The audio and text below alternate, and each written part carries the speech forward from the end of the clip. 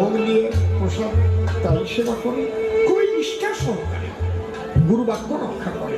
আমার শোনো, বিশেষ কারণে উনি রাজনীতিতে প্রবেশ করলেন।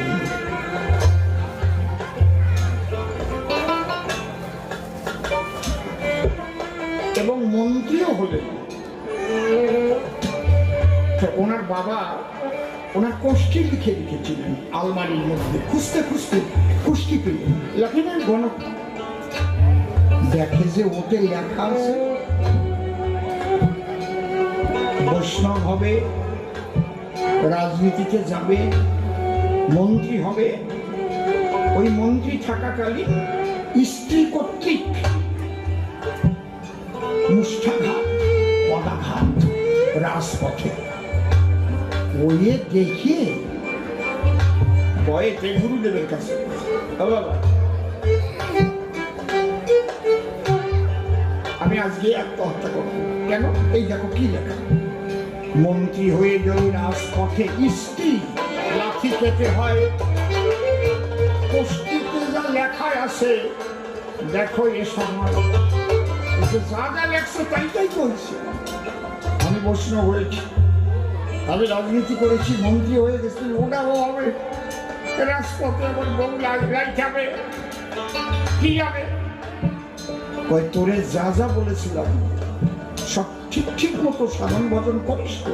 বলে তোমার বাক্য এক চুলো আমি নষ্ট করি। ভোরবেলা উঠি তুমি যা যা বলেছ সেভাবে ঠাকুরের নাম নেই, ঠাকুরের বাল্য ভোগে, দুপুর বেলায় মধ্যাহ্নকালীন ভোগ, এই প্রসাদ পাই। যা তোর পাই নাই, যা আমি দেখছি।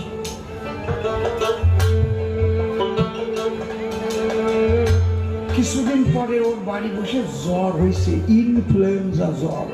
ইনফ্লুয়েঞ্জা জ্বর হলে গাটা কিরকম কামড়ায় আর ব্যথা করে, হাত পা ব্যথা। স্ত্রীকে বলছে কোথায় গেলে তুমি? এই কি হচ্ছে? দেখো আমার ভীষণ গা ব্যথা করছে, একটু টিপে দাও। টিপলি কাজ হচ্ছে না, তোমার নরম মাত্র, একটু কি লাও, তোমার কি নেও তা বলছে না, উঠে একটু পারে না। বউ ঘাড়ে পিঠের উপরে উঠে বাড়াচ্ছে, জোরে জোরে দেখা। তার 3 দিন পরে গুরুদেবের কাছে গেছে, আসতে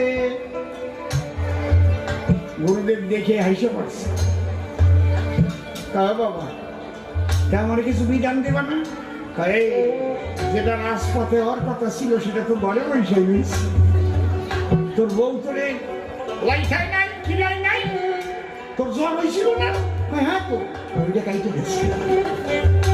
লাঠি তোর খেতে হবে, কিলো খেতে হবে। যেটা রাজপথে হতো সেটা হলো না। গুরু কৃপার দ্বারাই সন্দীপন মতান্তরে সুতপা। তার একটি 9 বছরের ছেলে ছিল, প্রভাস নদীতে স্নান করতে গেল, ওকে কুমিরে খেয়ে ফেলেছিল। তখন মুনি অভিশাপ দিয়েছে,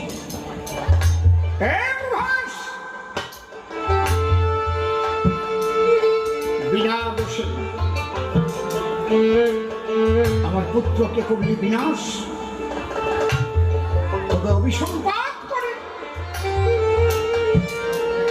এখানে কেউ আর আসবে না, এই নদীতে স্নান করবে না, এই নদীর জল হবে দুর্গন্ধময়। প্রভাস মূর্তিমন্ত হয়ে তখন বলল, দোষটা কেন দিলেন আমার গায়ে? জলের ভিতরে বিভিন্ন প্রাণী বাস করতে পারে, আপনার সন্তান স্নান করার পরে সেই জলে নেমে যদি কোনো প্রাণীতে, হিংস্র প্রাণীতে তাকে বিনাশ করে, দোষটি আমার। দিয়ে ফেলেছেন, তারপর মুক্তির বিধান করুন। তখন মুনি ঠাকুর বললেন, তোর মুক্তি হবে, এই প্রভাস মহাতীর্থ হবে। কবে? এই প্রভাস তীর্থে যদি নারায়ণ ভক্ত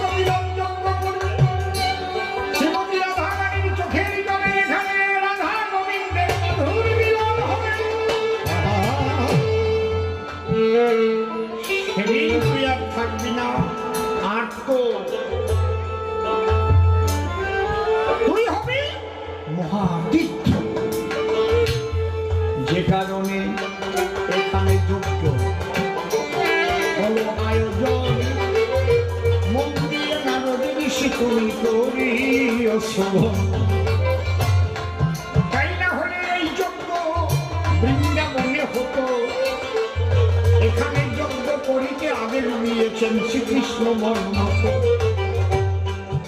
সেই জন্য এই যজ্ঞের হলো আয়োজন। আবার বলে ঝাঁটা ব্রহ্ম, কুকুর ব্রহ্ম সর্বক্ষণ। বলে নাই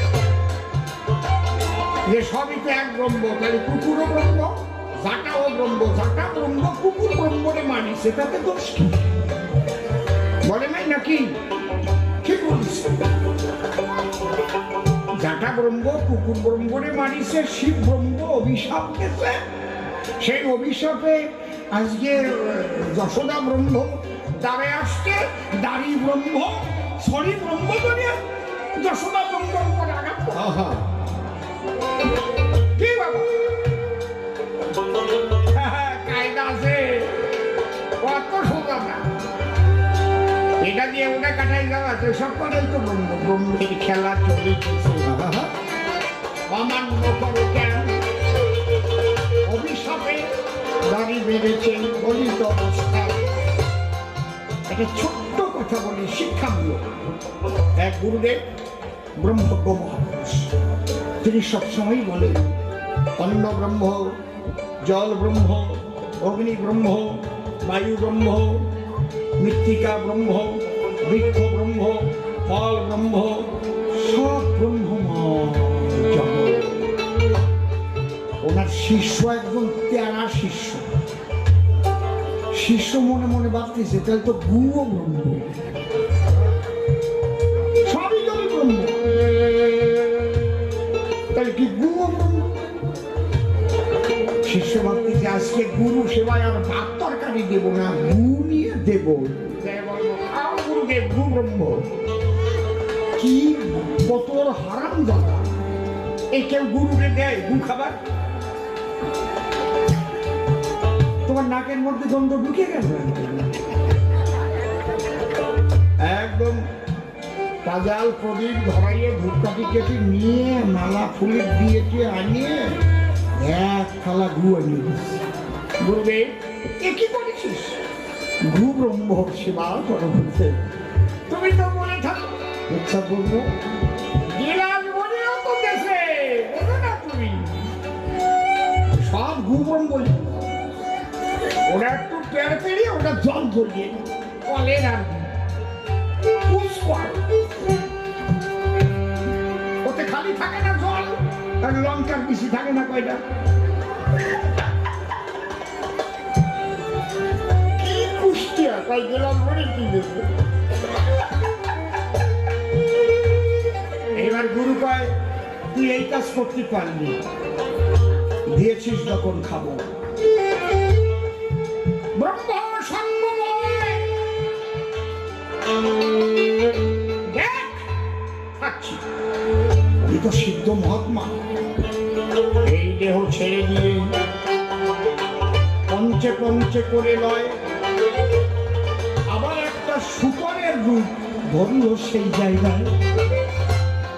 শুকর ব্রহ্ম হয়ে তখন গু ব্রহ্ম খেল, আমার শুকরের রূপ ছেড়ে দিয়ে গুরুর রূপ ধরিল। বাবা এ কি হলো? ওই গু ব্রহ্ম মানুষ ব্রহ্মের খাবার না, ওরা শুকর ব্রহ্মের খাবার। এই জন্য আমি মানব দেহ করে শুকর দেহ ধরে আমি ওই গু ব্রহ্ম গ্রহণ করলাম। এই কেমন লাগতেছে? কায়দা আছে, অত সোজা না।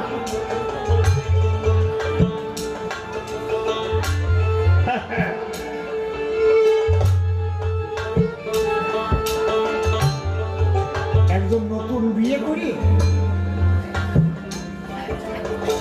অ্যাটাচি নিয়ে আর বউ নিয়ে লাইনের পাশ দিয়ে হেঁটে যাচ্ছে, রেল লাইনের পাশ দিয়ে। আজকে হঠাৎ দাঁড়িয়ে আসতেছে,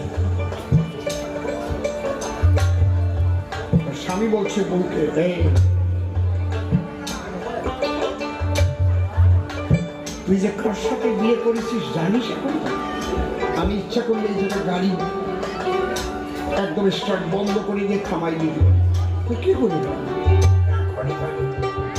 ক্যাপাসিটি? তুমি আমার এইরকম স্বামী নাকি?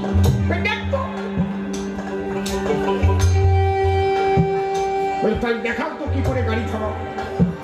অ্যাটাচি খুলে লাল ছায়া ছিল, নতুন বন্ধু। লাল ছায়া বের করে নারাজ।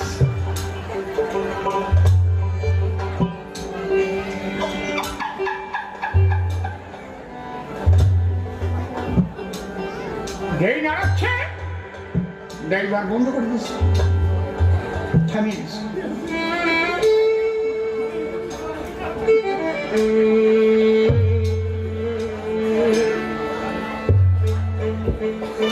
কি সত্যি বুঝতে পারছেন? রেড সিগন্যাল দিলেই তো দাঁড়াই যাবে না গাড়ি। এখন ড্রাইভার নামে আসছে, ব্যাপারটা কি কিচ্ছু দেখে না। এই গাড়ি থামালে কেন? আমার শক্তি দেখালাম বউয়ের কাছে, আমি গাড়ি থামাই দিতে পারি। যেই বলছে চট করে দাঁত ভাঙা, এক সরে দুই দাঁত পড়ে গেছে। তুমি কি করলে? তুই তোর শক্তি দেখাইছিস, আমি আমার শক্তি দেখাই, দুই দাঁত ভেঙে গেছে।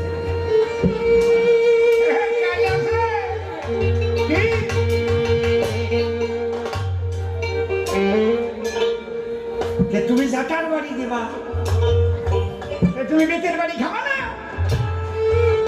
তুমি সারা দিয়ে গাড়ি থামাবা, খাবা না নাকি?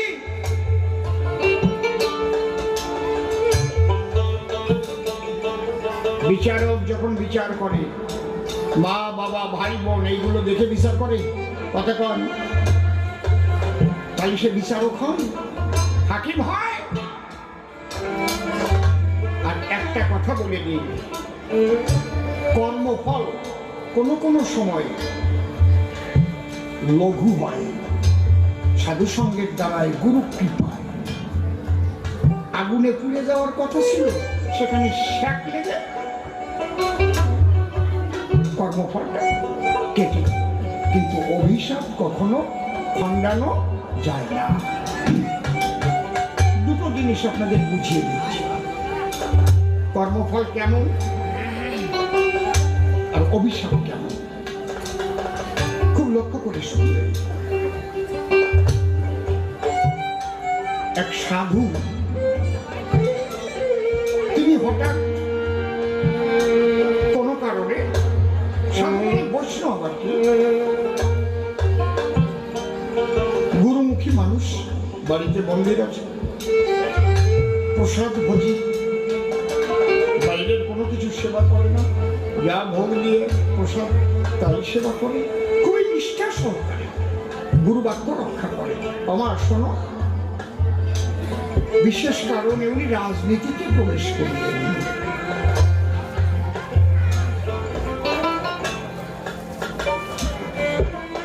এবং মন্ত্রীও হলেন। ওনার বাবা ওনার কোষ্ঠী লিখে রেখেছিলেন আলমারির মধ্যে, খুঁজতে খুঁজতে কোষ্ঠী পেলেন, লেখেন গণক, দেখে যে ওতে লেখা আছে বৈষ্ণব হবে, রাজনীতিতে যাবে, মন্ত্রী হবে। ওই মন্ত্রী থাকাকালীন স্ত্রী কর্তৃক মুষ্ঠাঘাত, পদাঘাত রাজপথে। ওয়ে দেখে বয়েতে গুরুদেবের কাছে,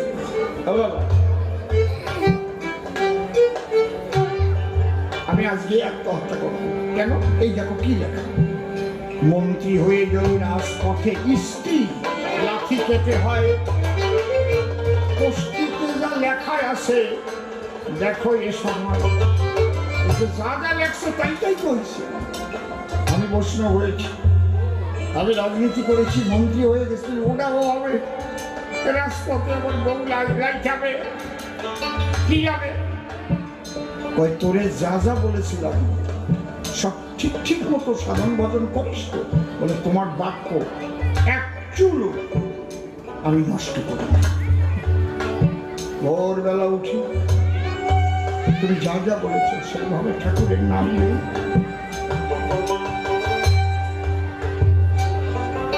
ঠাকুরের বাল্য ভোগে দুপুর বেলায় মধ্যাহ্নকালীন ভোগ এই প্রসাদ পাই। যা তোর পাই নাই, যা আমি দেখছি।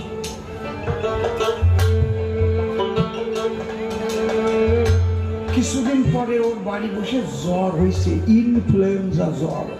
ইনফ্লুয়েঞ্জা জ্বর হলে গাটা কিরকম কামড়ায় আর ব্যথা করে, হাত পা ব্যথা। স্ত্রীকে বলছে কোথায় গেলে তুমি? এই তো কি হচ্ছে? দেখো আমার ভীষণ গা ব্যথা করছে, একটু টিপে দাও। টিপলি কাজ হচ্ছে না, তোমার নরম মাত্র, একটু কি লাও, তোমার কি লেও তা বলছে না, উঠে একটু পারে না। ও ঘাড়ে পিঠের উপরে উঠে বাড়াচ্ছে, জোরে জোরে দেখা। তার 3 দিন পরে গুরুদেবের কাছে গেছে। আসতে গুরুদেব দেখে হাসে পড়ছে। বাবা তা আমার কিছু বিধান দেবা না? যেটা রাজপথে হওয়ার কথা ছিল সেটা তো ঘরে বসে গেছে। তোর বউ তোরে লাইখাই নাই, খিলাই নাই, তোর জ্বর হয়েছিল না? হ্যাঁ তো ওইটা খাইতে গেছে। লাঠি তোর খেতে হবে, টিলও খেতে হবে। যেটা রাজপথে হতো সেটা হলো না গুরু কৃপার দ্বারাই কৃষ্ণ ভজনে হরি হরি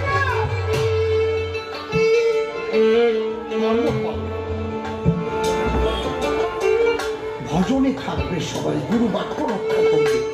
কঠিন বিপদ আসলে রক্ষা পেতে হবে।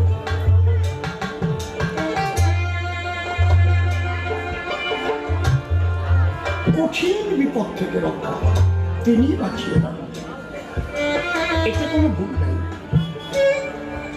আর অভিশাপ কাটা যায় না। কেমন? এক রাজা বড় প্রজাবৎসল রাত্রিবেলায় যায়, কে কেমন আছে সেই দেখিবার আশায় ছদ্মবেশে গ্রামে এসে করে পরিভ্রমণ। কেমন আছে দেখবো আমি আমার জনগণ। রাজার চাদর মুড়ি দিয়ে ঘুরছে, হঠাৎ একটা টিনের তলায় ঠান করে একটা ঢিল পড়ল। দেখে ঢিল গড়গড় গড়গড় গড়গড় করতে করতে মাটিতে পড়ে একটা সাপ হলো। ওই সাপ টিনের ঘরের মধ্যে ঢুকলো, ঢুকে বাড়ির মালিককে সবল মেরে বেরিয়ে এলো। এসে কিছু দূরে গিয়ে একটা যুবতী মূর্তি ধরে হেঁটে যাচ্ছিল। রাজা পেছন পেছন গিয়ে বলে, তুমি কে বা হও? সাপ ছিলে যুবতী হলে আমায় খুলে কও। নীল ছিলে সাপ হলে যুবতী হলে। যুবতী ডেকে বলে রাজার প্রতি, আমার নাম নিয়তি। যেভাবে যার নিয়তি থাকে সেইভাবে নিতে হয় তাকে।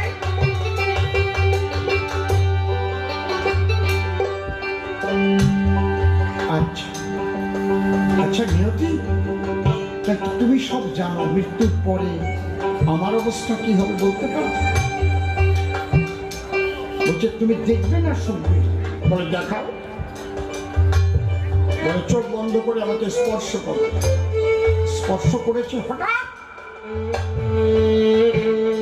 নিয়তি ওকে নিয়ে এমন একটা জায়গায় হাজির করেছে, দেখে ঘর ভরার ঘোড়ার লাগি, ঘোড়ার পায়খানা।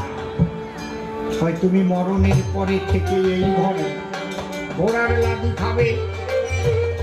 রাজা বলে, আমার এই দুর্দশা কেন বা হবে?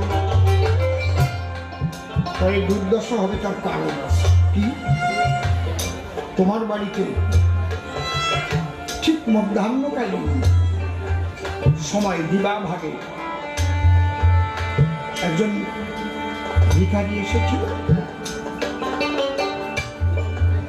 তুমি সেবা করে কেবল বিশ্রাম করছো। এসে বলেছিল না, আমার খুব খিদে পেয়েছে, আমাকে এক মুঠ অন্ন দেবে? তুমি তখন কি করেছিলে? রাগ করে বলছি সময় নেই, অসময় নেই, অন্ন চাইতে এসেছো। তুমি তোমার অশ্বশালে গিয়ে এক একটা ঘোড়ার লেদি নিয়ে ওর হাতে দিয়ে বলেছিল, খা ঘোড়ার লেদি। ওর মুখের মধ্যে লাদি ঠেসে বলেছে, যেহেতু তুমি রাজা, তোমার প্রচুর শক্তি, সব ক্ষমতা তোমার হাতে, তাই ভিখারি কিছুই বলতে পারেনি। কিন্তু ভিখারি ওখান থেকে বেরিয়ে আসে চোখের জলে ভেসে ঈশ্বরের কাছে বলেছিল, হে ঈশ্বর, প্রচন্ড ক্ষুধার সময় আমি এসেছিলাম রাজ দরজায়, এই সময় দুটো খাদ্য না দিয়ে যে আমাকে ঘোড়ার লেদি দেয়, তার ভাগ্যে তুমি ঘোড়ার লেদি ব্যবস্থা করে দিও প্রভু। তাহলে বুঝতে পারবে যে ক্ষুধার সময় ঘোড়ার লেদি দিলে কি অবস্থা। ওই যে একটা লেদি দিছিল, ওই যে শুধু আসলে এক গড় হইছে, এটা কমানো যায় না, যায় কি হলে উল্টো সাধনায়। তার মানে তুমি ফিরে যাবা, তোমার রাজ্যে গিয়ে এমন কাজ করবা যাতে তোমার নিন্দা বন্ধ করে সবাইকে, কিন্তু আসলে তুমি যেন সঠিক থাকো, তুমি সঠিকভাবে সাধন ভজন করবে, কিন্তু লোকে উল্টো বুঝে তোমার নিন্দা বন্ধ করবে। যারা যারা নিন্দা বন্ধ করবে তাদের ঘাড়ে তোমার এই অভিশাপের অপরাধ কিছু চলবে। এই জন্য অকারণে কারো নিন্দা করতে হবে, সঠিকভাবে জানতে হবে আমি যেখানে তার নিন্দা করছি ওটা সঠিক কিনা, তাই গেলে অপরাধ হবে। রাজা এলো, তার একটা যুবতী মেয়ে ছিল, মেয়ে নিয়ে মাঠের মধ্যে গিয়ে একটা আলাদা ছোট্ট কুটির বেঁধে মেয়ে নিয়ে থাকতে লাগলো। কি করতে লাগলো? কৃষ্ণ কথা, কৃষ্ণ নাম সংকীর্তন। বাবা মার মেয়ে করে, কিন্তু খারাপ কথা ছড়াইয়ে পড়লো রাজ্যের ভিতরে। নিজের মেয়েকে নিজে লজ্জা গো, দেখো পেতেছে সংসার, এর মতো কি জগতে আর নাই নস্বাদ। সব জায়গায় রাজার বদনাম চলছে। নিয়তি একদিন বুড়ির বেশে আসলো, দেখি রাজার অবস্থাটা কি, এসে দেখলো নবীন নিশীথে নিজের কন্যার সাথে হরে কৃষ্ণ কথার আলাপন, কৃষ্ণ বলিয়া ধরিছে তাদের দুই নয়। আর পাড়ায় পাড়ায় ঘুরে ঘুরে যখন জিজ্ঞেস করে, সবাই বলে রাজার চরিত্র নষ্ট, অমন নাই সরাসরি। এইবার রাজার যখন মৃত্যু হলো, ওই ঘরে রাজা হাজির হলো, গিয়ে দেখে একটা লেডি আছে। তখন নিয়তিকে বললো, আমি তুমি যা বললে তাই করলাম, একটা থাকলো কেন? বলছে ওইটা তোমার অভিশাপের লেডি, কোনো কিছুতে ওই লেডি খাওয়া হবে না, তোমার খেতেই হবে। ওইটা তুমি খেয়ে তোমার অভিশাপ পূর্ণ করো। এই জন্যে অভিশাপ এড়াবার সাধ্য ভগবানের নাই। পরিষ্কার জবাব দিলাম।